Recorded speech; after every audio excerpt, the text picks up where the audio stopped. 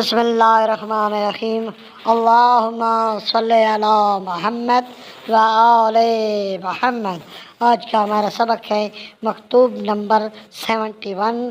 مولا امیر کائنات علی ابن ابی طالب علیہ السلام نے فرمایا، منظر ابن عبدی کے نام، جبکہ اس نے خیانت کی بعض ان چیزوں میں جن کا انتظام آپ نے اس کے سپرد کیا تھا۔ واقعہ یہ ہے کہ تمہارے باپ کی سلامت روی نے مجھے تمہارے بارے میں دھوکہ دیا۔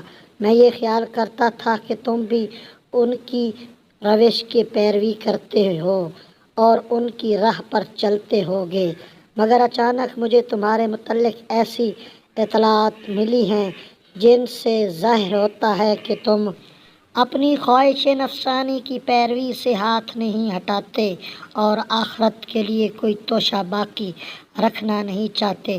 تم اپنی آخرت گنوا کر دنیا بنا رہے ہو اور دین سے رشتہ توڑ کر اپنے رشتہ داروں کے ساتھ صلہ رحمی کر رہے ہو۔ جو مجھے معلوم ہوا ہے، اگر وہ سچ ہے تو تمہارے گھر والوں کا اونٹ اور تمہاری جوتی کا تسمہ بھی تم سے بہتر ہے۔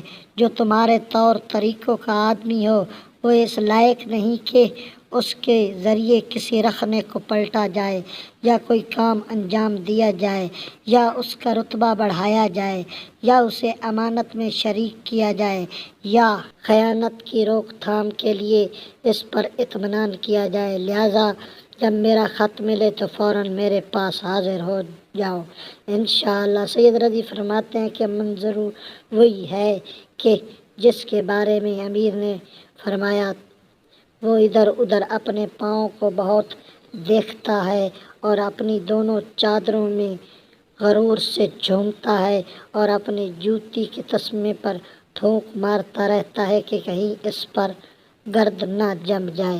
اللہم صلی علی محمد وآل محمد۔